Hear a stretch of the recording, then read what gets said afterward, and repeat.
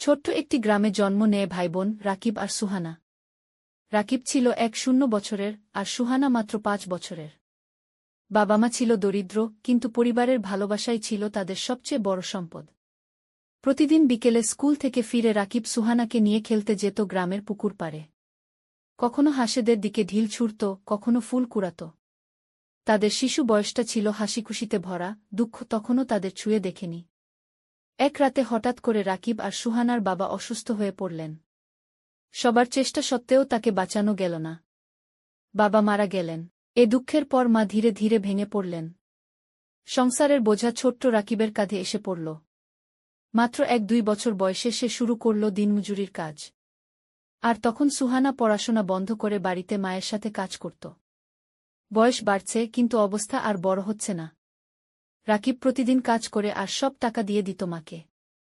নিজের জন্য কিছু রাখত না। সুহানা চুপচাপ হতেও ভাইটার জন্য সবসময় চিন্তা করত। সে স্বপ্ন দেখত একদিন ভাইকে আর এমন কষ্ট করতে হবে না। মা অসুস্থ হয়ে পড়লেন, রাকিব তখন কাজের পাশাপাশি মাকে দেখাশোনা করত। প্রতিদিনের ক্লান্তি, অভাব আর দায়িত্ব, সব মিলিয়ে তার জীবন শুধু কষ্টেই ভরা হয়ে উঠল। মা মারা যাওয়ার পর সুহানা আর রাকিব পুরোপুরি একা হয়ে গেল। সুহানা রাকিবকে বলেছিল, ভাইয়া, তুমি না খেলে আমিও খাব না। এই মায়ার বন্ধনটাই তাদের বাঁচিয়ে রাখত। রাকিব ভাবল সুহানাকে স্কুলে ফেরাবে। সে বুঝল শিক্ষা ছাড়া দারিদ্র্যে কখনো পিছু ছাড়বে না। তাই দিনের বেলায় কাজ করে রাতে বই নিয়ে বসত, যাতে সুহানাকে পড়াতে পারে। সুহানা আবার স্কুলে ভর্তি হল। তার মেধা দেখে শিক্ষকরা খুব প্রশংসা করত। যেদিন সুহানা মাধ্যমিকে প্রথম হল, রাকিবের চোখ ভিজেছিল গর্বে। সে অনুভব করল কষ্টের বিনিময়ে পাওয়া এই সফলতা যেন জীবনের সব বিষাদ ধুয়ে দিল। সুহানা বলত, আমার সব কিছু তুমি, ভাইয়া। তোমার মতো মানুষ না হলে আমি আজ এমন হতে পারতাম না। সময়ের সাথে সাথে সুহানা উচ্চশিক্ষা নিয়ে চাকরি পেল। এবার সে রাকিবকে বলল, এবার তুমি বিশ্রাম নাও ভাইয়া। এবার তোমার স্বপ্ন পূরণ করব আমি। রাকিব হেসে বলল, আমার তো আর কোনো স্বপ্ন নেই সুহানা। তুমি হাসলে তাতেই আমি সুখী। ধীরে ধীরে দুজনেই নতুন জীবন গড়ল। দারিদ্র্যের আধার থেকে বেরিয়ে তারা মানুষের সেবা আর ভালোবাসা দিয়ে আলোকিত করল নিজেদের জীবন। ভাইবোনের সম্পর্ক শুধু রক্তের নয়, ত্যাগ আর ভালোবাসার বন্ধন। জীবনের কষ্ট যতই হোক, পাশে কেউ থাকলে সে কষ্ট একসময় জয় করে নেয়া যায়। এই গল্পটি জীবনের লড়াইয়ে থাকা সকল ভাইবোনদের প্রতি নিবেদন। ভাইবোনের কষ্টের কাহিনী। ধারাবাহিক গল্প পর্ব ১, ছোট্ট সুখের সংসার। গ্রামের এক ছোট্ট ঘরে থাকত ২ ভাইবোন, রায়হান আর রায়হানা। বাবা একজন দিনমজুর, মা গৃহিণী। সংসারটা গরিব হলেও ভালোবাসায় তাদের ঘর ভর্তি থাকত। রায়হান বোনকে খুব ভালোবাসত।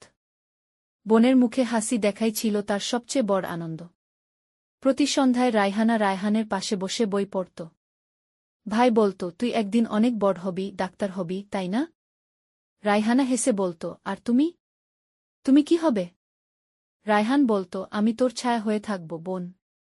পর্ব ২, মায়ের অসুখ আর ফাঁকা সুখ। একদিন হঠাৎ করেই তাদের মা গুরুতর অসুস্থ হয়ে পড়লেন। ডাক্তার বল, বাঁচাতে হলে শহরের বড় হাসপাতালে নিয়ে যেতে হবে। কিন্তু এর জন্য যে খরচ লাগবে সেটা এই পরিবারটার পক্ষে জোগাড় করা অসম্ভব। রায়হান তখন মাত্র ১-৬। পরের দিনই সে শহরে কাজে চলে গেল, মা আর বোনকে বাঁচাতে। বহু কষ্টে সংসার চলতে লাগল। মা সেরে ওঠার আগেই একদিন চিরবিদায় নিলেন।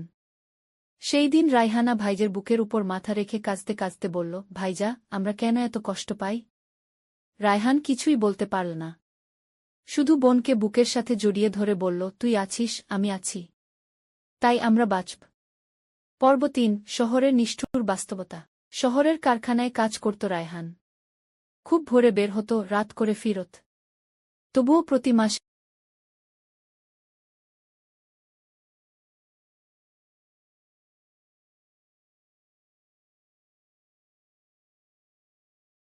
জীবনের লড়াইয়ে থাকা সকল ভাইবোনদের প্রতি নিবেদন।